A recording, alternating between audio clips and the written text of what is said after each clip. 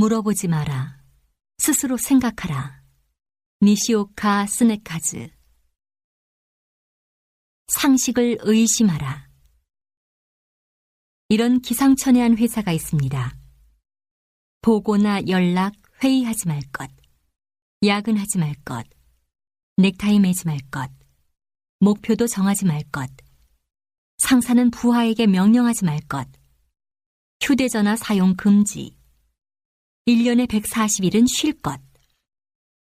이것들이 전부 그 회사의 규칙입니다. 예전에 일본에서는 경상이익이 5억 원을 초과하는 기업을 정기적으로 집계해 공개했었습니다. 과연 전체 기업의 몇 퍼센트나 됐을까요? 불과 3%였습니다. 일본의 전기 설비 자재를 생산하는 미라이 공업을 세운 야마다 아키오 사장은 이런 통계를 보고 이렇게 생각했습니다. 상식대로 해봐야 이익을 얻는 회사는 겨우 3%에 불과하다. 그렇다면 상식의 반대로 가는 거야. 회사라면 보고하고 연락하고 회의를 많이 하는 것은 상식입니다. 하지만 상식대로 하는 많은 회사들 중 3%만 이익을 얻고 있으니 거꾸로 보고와 연락, 회의를 하지 않겠다는 어이없는 발상입니다. 다른 회사들은 야근을 밥 먹듯이 하니 우리는 하지 않겠다 역시 마찬가지입니다. 미라이 공업은 이제 일본의 젊은이들이 모두 입사하고 싶어하는 꿈의 직장이 됐습니다. 지점이 30개 정도 있는데 야마다 사장도 모르는 사이에 생겼다고 합니다. 왜냐하면 보고와 연락이 금지되어 있기 때문입니다. 물론 농담입니다. 어떻게 이런 비상식적인 회사가 성공할 수 있었을까요? 어떻게 매출액이 2천억 원 이상으로 성장하고 상장까지 할 수 있었을까요? 그리고 보통 상장을 하고 나면 창업자는 주식으로 이득을 보는 것이 상식입니다. 하지만 이 역시 상식의 반대로 갔습니다. 야마다 사장은 주식을 모두 사원에게 나누어 줬습니다. 그 저력의 본질은 무엇일까요? 미라이 공업에서는 사원이 하고 싶다고 생각한 일은 바로 할 수 있습니다. 회의와 보고가 금지되어 있기 때문입니다. 해서 안 되면 그만두면 됩니다. 그리고 항상 상식을 의심하라는 정신. 그것은 스스로 잘 생각하라는 겁니다. 미라이 공업은 휴일 수가 일본에서 가장 많은데 야근도, 특근도 금지되어 있습니다. 그런 제한된 근무 시간에 어떻게 하면 능률을 올릴 수 있는지 사원 한 명 한 명이 각자 생각하라는 겁니다.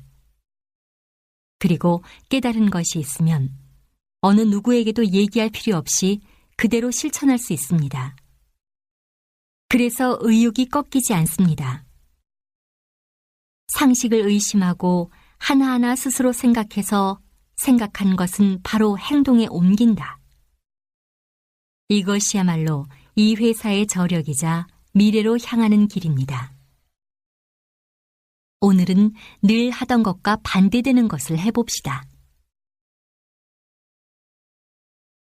책이 없는 집은 주인이 없는 집과 같다. 키케로. 지금 읽은 것이 미래의 당신. 책을 읽어야 한다고 합니다. 독서가 중요하다고 하죠. 무수한 방법론과 요령들이 떠다닙니다. 그런데 왜 읽어야 하는지에 대한 이야기는 없습니다. 엄마는 책을 읽지 않으면서 아이에게만 책을 읽으라고 서점으로 도서관으로 끌고 다닙니다.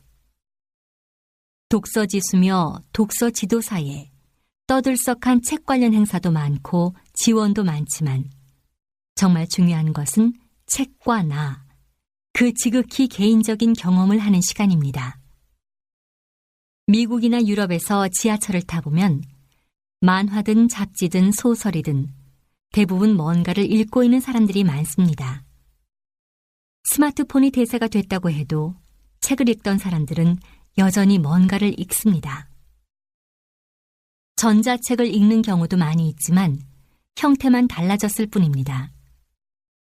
전자책도 책을 읽던 사람들이나 읽는 것이지 그 덕분에 독서 인구가 늘어나리란 보장은 없습니다. 꾸준히 책을 읽는 사람에게는 대개 자신의 논리가 있습니다.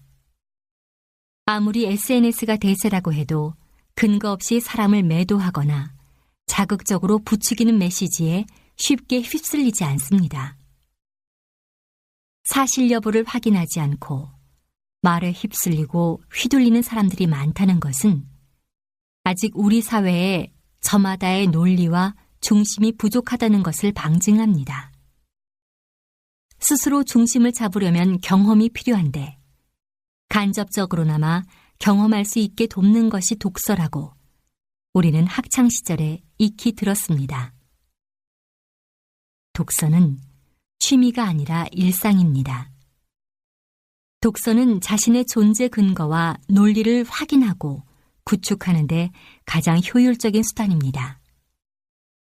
매일 꾸준히 조금씩 읽어나가는 것이 중요합니다. 관심 있는 주제를 정하고 그에 대한 다양한 관점과 생각들을 접하는 것도 좋습니다. 주의할 점은 읽은 것을 자신의 생각이라고 착각하는 것입니다. 쇼펜하우어가 말했듯 독서는 자신의 머리가 아닌 남의 머리로 사고하는 것이기 때문입니다. 지금 읽은 것이 미래의 당신이 됩니다.